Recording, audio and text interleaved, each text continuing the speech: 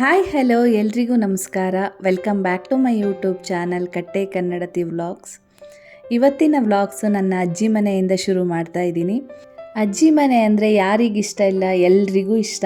ಅದೇ ರೀತಿ ನನಗೂ ಕೂಡ ನನ್ನ ಬಾಲ್ಯದ ನೆನಪುಗಳೆಲ್ಲ ಹೆಚ್ಚಾಗಿ ಇರೋದು ನನ್ನ ಅಜ್ಜಿ ಮನೇಲೆ. ಹಾಗಾಗಿ ನನಗೆ ಅಜ್ಜಿ ಮನೆ ಅಂದರೆ ತುಂಬಾ ಇಷ್ಟ.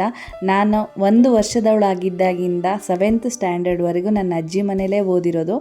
ಹಾಗಾಗಿ ನನಗೆ ಅಜ್ಜಿ ಮನೆಯಲ್ಲೇ ನನ್ನ ಹೆಚ್ಚು ಮೆಮೊರೀಸ್ ಇರೋದು. ನನ್ನ ಅಜ್ಜಿ, ಅಜ್ಜ, ಮಾವಂದರು, ಅತ್ತೆಂದರು, ಚಿಕ್ಕಮ್ಮನ ಜೊತೆಗೆ ನಾನು ಬೆಳೆದಿರೋದು. ಇವರು ನನ್ನ ಅಜ್ಜ ಅಜ್ಜಿ ನಮ್ಮ ಜೊತೆಗಿಲ್ಲ, ತುಂಬ ಮಿಸ್ ಮಾಡ್ಕೊತೀನಿ. ಆದರೂ ಕೂಡ ನಾನು ಅಜ್ಜ ಅಜ್ಜಿ ಇಲ್ಲ ಅಂತ ಒಂದು ದಿವಸನೂ ಅನಿಸಿಲ್ಲ. ಯಾಕಂದರೆ ನಮ್ಮ ಮಾವ ಅತ್ತೆಂದರು ಅಷ್ಟೇ ಚೆನ್ನಾಗಿ ನೋಡ್ಕೊಳ್ತಾರೆ ನಮ್ಮನ್ನು.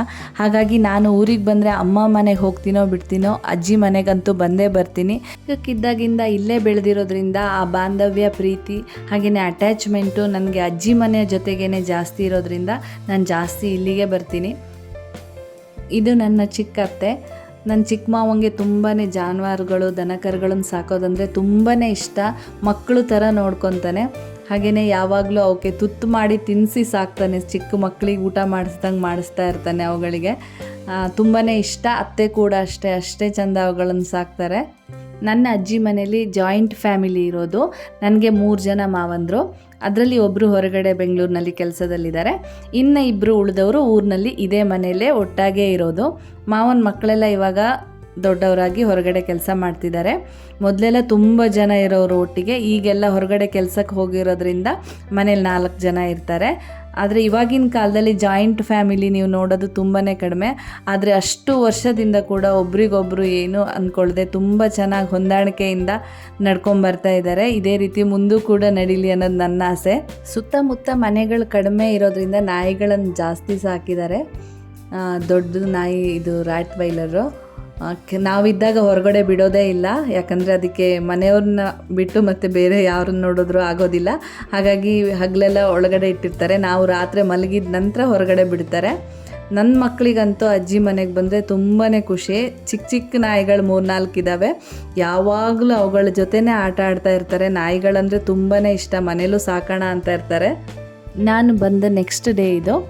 ನಾನು ಮಾವಿನ ಹಣ್ಣುಗಳು ತುಂಬ ಬಿದ್ದಿರೋದ್ರಿಂದ ಮಾವ ಹೇಳಿದ್ರು ತೊಗೊಂಬಂದು ಗೊಜ್ಜು ಮಾಡು, ತುಂಬ ದಿನ ಆಗಿದೆ ಅಂತ ಹೇಳಿದ್ರು.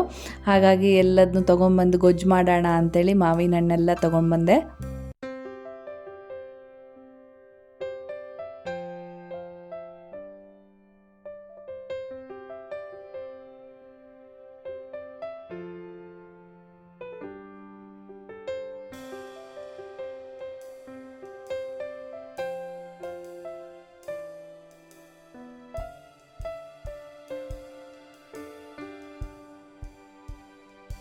ನಮ್ಮ ಅಜ್ಜಿ ಮನೇಲಿ ಸುತ್ತ ತೋಟ, ಗದ್ದೆ ತುಂಬಾ ಚೆನ್ನಾಗಿದೆ ನೋಡೋದಕ್ಕೆ. ಪ್ಲೇಸ್ ಕೂಡ ನೋಡಿ, ಇಷ್ಟು ಮಾವಿನ ಹಣ್ಣು ಸಿಕ್ತು. ಎಲ್ಲ ಕೆಳಗೆ ಬಿದ್ದು ಹಾಳಾಗಿಬಿಟ್ಟಿತ್ತು. ಅದೇ ರೀತಿ ಇದನ್ನು ರಾಮಪತ್ರೆ ಅಂತ ಹೇಳ್ತಾರೆ. ಇದನ್ನು ಏನಕ್ಕೆ ಬಳಸ್ತಾರೆ ಅಂತ ನನಗೂ ಕೂಡ ಗೊತ್ತಿಲ್ಲ. ಗೊತ್ತಿದ್ರೆ ಕಮೆಂಟ್ನಲ್ಲಿ ತಿಳಿಸಿ. ಹಾಗೆಯೇ ತೊಂಡೆಕಾಯಿ ಇತ್ತು, ಸಾಂಬಾರು ಮಾಡೋಣ ಅಂತ ಹೇಳಿಬಿಟ್ಟು ಅದನ್ನು ಕೂಡ ನಾನು ತಗೊಂಡು ಬಂದೆ.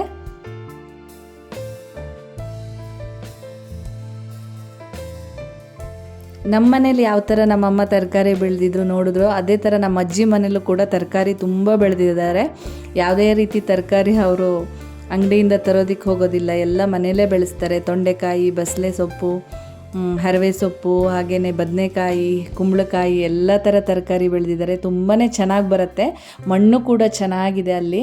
ಹಾಗಿರೋದ್ರಿಂದ ಏನು ಹಾಕಿದ್ರೂ ತುಂಬಾ ಚೆಂದ ಬರುತ್ತೆ.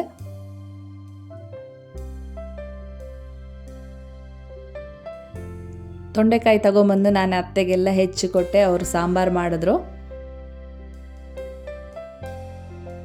ರಾತ್ರಿ ಇದು ನಮ್ಮ ದೊಡ್ಡ ಮಾವ. ರಾತ್ರಿ ಮಕ್ಕಳನ್ನೆಲ್ಲ ಕೂರಿಸ್ಕೊಂಡು ತಮಾಷೆ ಮಾಡ್ತಾ ಮಾತಾಡ್ತಾಯಿದ್ರು.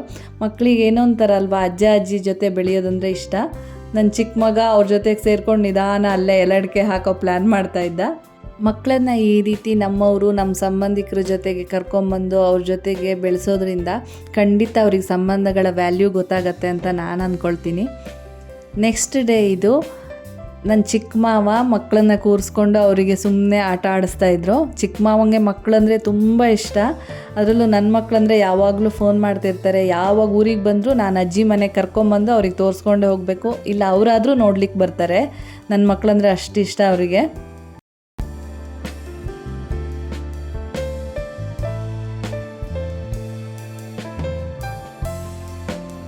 ಪ್ರತಿಯೊಬ್ಬರಿಗೂ ಅಷ್ಟೇ ಅವಕಾಶ ಇದ್ದರೆ ಖಂಡಿತ ಮಕ್ಕಳನ್ನು ಅಜ್ಜ ಅಜ್ಜಿ ಜೊತೆ ಬೆಳೆಯೋದಕ್ಕೆ ಬಿಡಬೇಕು.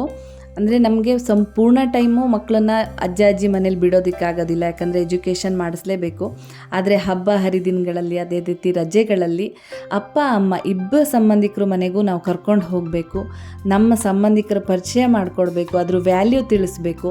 ಅದರಿಂದ ಮಕ್ಕಳು ಖಂಡಿತ ಅವರು ದೊಡ್ಡವರಾದ ಮೇಲೆ ಕೂಡ ಅವರಿಗೆ ನಮ್ಮ ಬಗ್ಗೆನೂ ಒಂದು ಆ ಪ್ರೀತಿ ವಿಶ್ವಾಸ ಅನ್ನೋದು ಹಾಗೆ ಉಳಿದಿರುತ್ತೆ.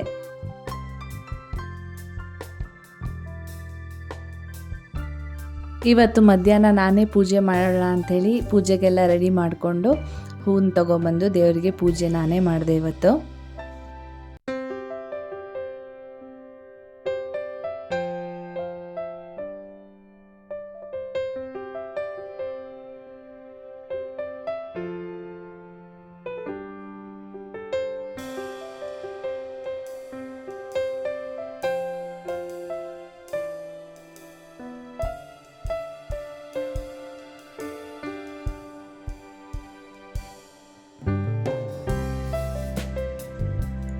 ಸಂಜೆ ನಾನು ನನ್ನ ಮಗ ತೋಟದಲ್ಲಿ ಕೆಲಸದವರು ಹಾಗೆ ಚಿಕ್ಕ ಮಾವ ಕಳೆ ಹೊಡಿಸ್ತಾ ಇದ್ರು. ಹಾಗಾಗಿ ಅವರಿಗೆ ಕಾಫಿ ಮತ್ತು ಟೀ ಕೊಟ್ಟು ಬರೋಣ ಅಂತೇಳಿ ಹೊರಟ್ವಿ.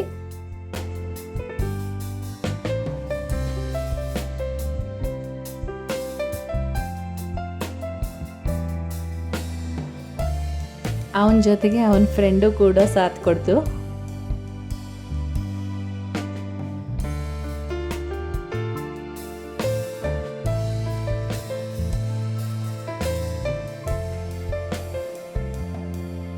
ಎಲ್ರಿಗೂ ಕಾಫಿನ ಕೊಟ್ಟು ನಾವು ಮನೆಗೆ ಬಂದ್ವಿ.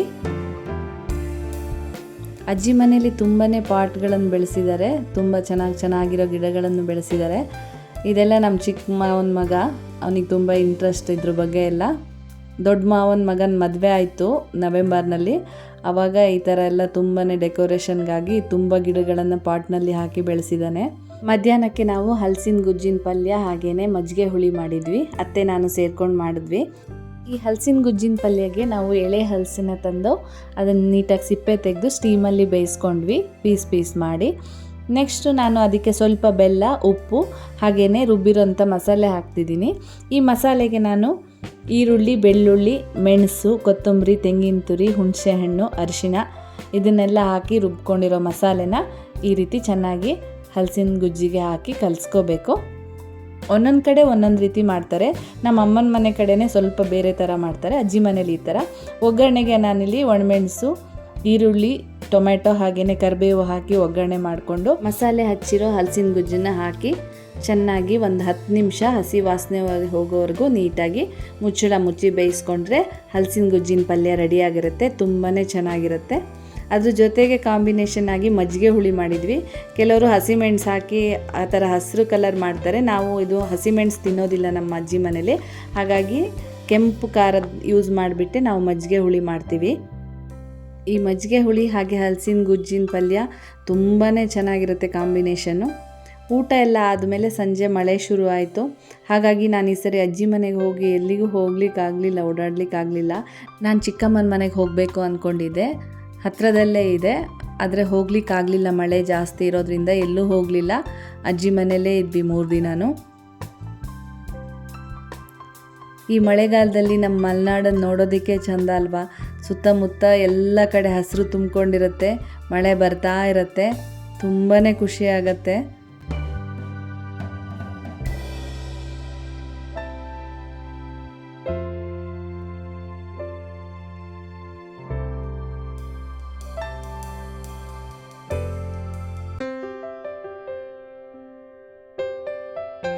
ಸಂಜೆ ಹೋಳಿಗೆ ಮಾಡೋಣ ಅಂತ ಅಂದ್ಕೊಂಡ್ವಿ. ಹಾಗಾಗಿ ಹೋಳಿಗೆಗೆ ಹಿಟ್ಟು ಕಲಸಿಟ್ಕೊಂಡೆ. ನಂತರ ಬೇಳೆನ ಕುಕ್ಕರಿಗೆ ಹಾಕಬೇಕಾದ್ರೆ ನೋಡಿದ್ವಿ ಕರೆಂಟ್ ಇಲ್ಲದೆ 2 ದಿನ ಆಗಿತ್ತು.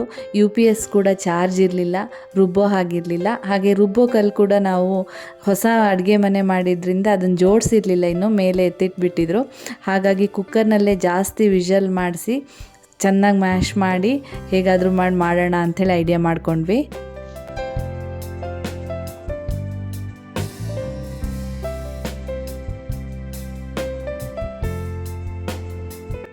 ಬೇಳೆನ ತುಂಬಾ ಸಾಫ್ಟಾಗಿ ಬೇಯಿಸ್ಕೊಂಡಿದ್ವಿ. ಆಮೇಲೆ ಅದಕ್ಕೆ ಕಾಯಿ ಹಾಕಿ ಮಿಕ್ಸ್ ಮಾಡಿ, ಹಾಗೆ ನಾನು ಹಾಕ್ತಿರೋದು ಇಲ್ಲಿ ಹಳ್ಳಿ ಬೆಲ್ಲ, ಊರಲ್ಲೇ ಬೆಳೆದಿರೋದು ಹಾಕಿ ಬೇಯಿಸ್ಕೊಂಡ್ವಿ ಹೂರಣ. ಅದು ಫುಲ್ಲು ನೀರು ಥರ ಆಗಿಬಿಡ್ತು, ಯಾಕಂದರೆ ಬೇಳೆನೂ ಸಾಫ್ಟಾಗಿ ಬೇಯಿಸಿದ್ವಿ. ಹಾಗೆ ಹಳ್ಳಿ ಬೆಲ್ಲ ಹಾಕಿರೋದ್ರಿಂದ ಅದು ನೀರು ಜಾಸ್ತಿ ಹೇಳುತ್ತೆ. ಏನು ಮಾಡೋದಂತ ಗೊತ್ತಾಗಲಿಲ್ಲ. ಮಾವ ಹೇಳಿದ ಇನ್ನು ಪಾಯಸ ಥರ ಕುಡಿಬೇಕು ಅಂತ ತಮಾಷೆ ಮಾಡ್ತಾ ಕೂತ್ಕೊಂಡಿದ್ದ.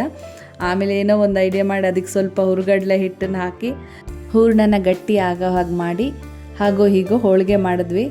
ಕೊನೆಯಲ್ಲಿ ಹೋಳಿಗೆ ತುಂಬಾ ಚೆನ್ನಾಗಿ ಬಂತು.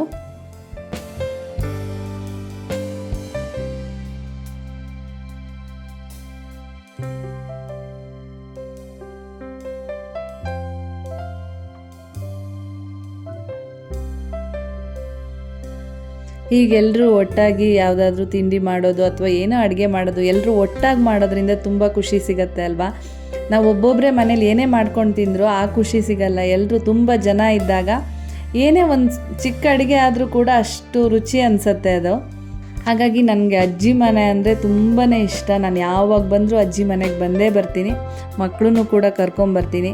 ಮಕ್ಕಳಿಗೆ ನಾವು ವ್ಯಾಲ್ಯೂಸ್ ತಿಳಿಸ್ಬೇಕಂದ್ರೆ ನಮ್ಮವ್ರನ್ನ ನಮ್ಮತನನ ನಾವು ಯಾವತ್ತೂ ತೋರಿಸ್ಕೊಡ್ಬೇಕು ಮಕ್ಕಳಿಗೆ. ಎಜುಕೇಷನ್ನು ಜೊತೆಗೆ ನಾವು ಸಂಸ್ಕಾರ ಕೊಡೋದು ಮಕ್ಕಳಿಗೆ ತುಂಬ ಅಗತ್ಯ. ಇವಾಗಿನ ಜನ್ರೇಷನ್ ಹಾಗೇ ಇದೆ, ಯಾಕಂದರೆ ಅವರ ಲೈಫೇ ಆ ಥರ ಬಂದುಬಿಟ್ಟಿದ್ದಾರೆ, ಮೆಕ್ಯಾನಿಕಲ್ ಲೈಫ್ ಥರ ಓಡ್ತಾ ಇರ್ತಾರೆ. ಅಂಥದ್ರಲ್ಲಿ ಸ್ವಲ್ಪ ಅವರಿಗೂ ಈ ಥರ ಕರ್ಕೊಂಬಂದು ನಮ್ಮವ್ರ ಜೊತೆಗೆ ಬೆರೆಸೋದ್ರಿಂದ ಅವರಿಗೂ ಸ್ವಲ್ಪ ಸಂಬಂಧಗಳು, ನಮ್ಮವ್ರು ಯಾರು, ಹಾಗೆ ನಮ್ಮವ್ರನ್ನ ಯಾವ ರೀತಿ ನೋಡ್ಕೊಬೇಕು ಅನ್ನೋದು ಅವ್ರಿಗೆ ಖಂಡಿತ ಗೊತ್ತಾಗುತ್ತೆ.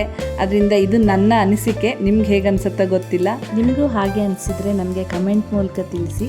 ಹಾಗೆಯೇ ನನ್ನ ವಿಡಿಯೋಸ್ಗಳು ನಿಮಗೆ ಇಷ್ಟ ಆಗ್ತಾ ಇದ್ದರೆ ನನ್ನ ಚಾನಲ್ನ ಸಬ್ಸ್ಕ್ರೈಬ್ ಮಾಡಿ, ವಿಡಿಯೋನ ಸ್ಕಿಪ್ ಮಾಡದೆ ನೋಡಿ, ಫ್ಯಾಮಿಲಿ ಫ್ರೆಂಡ್ಸ್ಗೆ ಶೇರ್ ಮಾಡಿ. ನಿಮ್ಮೆಲ್ಲರಿಗೂ ಇನ್ನೊಮ್ಮೆ ಧನ್ಯವಾದಗಳು.